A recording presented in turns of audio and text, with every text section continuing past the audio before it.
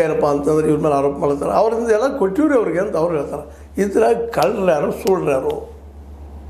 ನಾವು ಈಗ ಟ್ಯಾಕ್ಸ್ ಕೊಡೋರ ಅಥವಾ ನಾವು ಈ ದೇಶಕ್ಕಾಗಿ ನಿಜವಾಗಿ ದುಡಿಯೋರಿಗೆ 90% ಕಾರ್ಮಿಕರು ಇವರೆಲ್ಲ ಕೂಲಿಗಾರ ಕೃಷಿಕರು ಇವರಿಗೆ ಪರಿಸ್ಥಿತಿ ನಾಜೂಕಾಗಿದೆ. ಇವತ್ತು ಈ ಪರಿಸ್ಥಿತಿ ಮತ್ತೊಂದು ಮೊನ್ನೆ ಹಾಲಿನ ದರ ಏರಿಸಿರು, ಕಲ್ಲಿನ ದರ ಏರಿಸಿರು, ಪೆಟ್ರೋಲ್ ದರ ಏರಿಸಿರು, ಡೀಸೆಲ್ ದರ ಏರಿಸಿರು, ಒಟ್ಟು ಏರಿಸೋದು. ಇವ್ರು ವ್ಯಾಟ್ದಾಗ ಇವ್ರು ಹೆಚ್ಚು ಮಾಡ್ಕೊಂಡು ಸ್ಟೇಟ್ದವರು ಸೆಂಟ್ರದವರು ಹೆಚ್ಚು ಮಾಡ್ಕೊಂಡು ಕುಳಿತಿದ್ದಾರೆ. ₹100 ಎಡ ಬರೋಣ ಅದು ಪೆಟ್ರೋಲ ಎಷ್ಟು ಹೇಳ್ತಿದ್ದಾರೆ. ತಿನ್ನು ಏನಂತ 150 ಕೆಳಗೆ ಯಾವುದೂ ಇಲ್ಲ.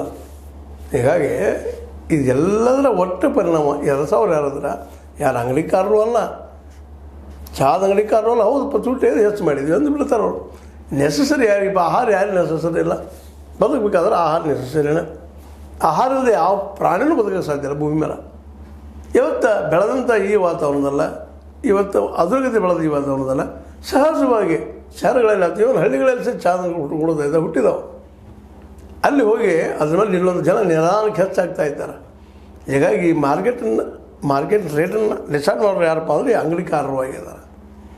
ಈಗ ಈ ಕಾಫಿ ಚಹಾ ದರ ಏರ್ಸದಂತೇಳಿ ಅವ್ರಿಗಾಗಲೇ ಹೇಳ್ಕೊಂಡಿದ್ದಾರೆ.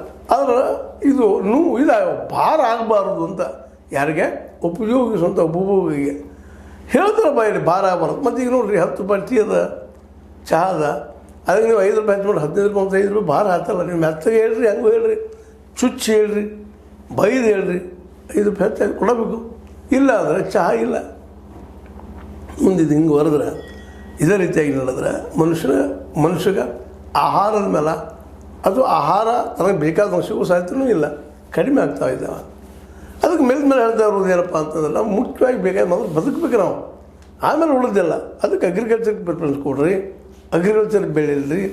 ಅಲ್ಲೇ ಬೆಳೆಗಳು ಸರಿಯಾಗಿ ಬಂದ ಮಾರ್ಕೆಟ್ ರೇಟ್ ಡಿಸೈಡ್ ಅವ್ರು ಮಾಡಲಿ. ಅವ್ರು ಎಷ್ಟು ಖರ್ಚು ಮಾಡಿದ್ದಾನೆ ರೈತ, ಭೂಮಿ ಖರ್ಚು ಎಲ್ಲ ತೆಗೆದು ನಾವು ಡಿಸೈಡ್ ಆಗಿ ಈಗಾಗಲೇ ನಿಮಗೆ ಸಾಕಷ್ಟು ಚರ್ಚೆ ಮಾಡಿದ್ದೀನಿ. MS ಸ್ವಾಮಿನಾಥನ್ ಆಯೋಗದ ಶಿಫಾರಸು ಅಂತ ಆತಂದ್ರೆ ತುಟ್ಟಿ ಆಗ್ತಾವೆ, ಆದರೆ ಉದ್ಯೋಗ ಸೃಷ್ಟಿ ಆಗ್ತಾವೆ. ಇಲ್ಲಿ ಉದ್ಯೋಗ ಇಲ್ಲರಿ, ಉದ್ಯೋಗ ಇದ್ದರೆ ಏನು ತುಟ್ಟಿ ಆಗಿಬಿಡಪ್ಪ ತುಂಬ್ತೀವಿ ಕೊಡ್ತೀವಿ ಅಂತೀವಿ. ನೋಡಿ ಮಿಡಲ್ ಕ್ಲಾಸ ಆದರೂ ಸರ್ಕಾರಿ ನೌಕರರು ತುಟ್ಟಿ ಆದರು ಆಯ್ತು ಬಿಡಪ್ಪ, ಏನು ಕೊಟ್ಟರೆ ಆಯಿತು, ಈ ಸಲ ಬಂಗಾರ ಕಡಿಮೆ ತೊಗೊಳ್ಳೋಣ, ಮುಂದಿನ ಸಲ ಬಂಗಾರ ತೊಗೊಳ್ಳೋ ಬೇಡ ಬಿಡೋಣ ಅಂತೇಳಿ ಅನ್ಬೋದು. ಯಾಕೆ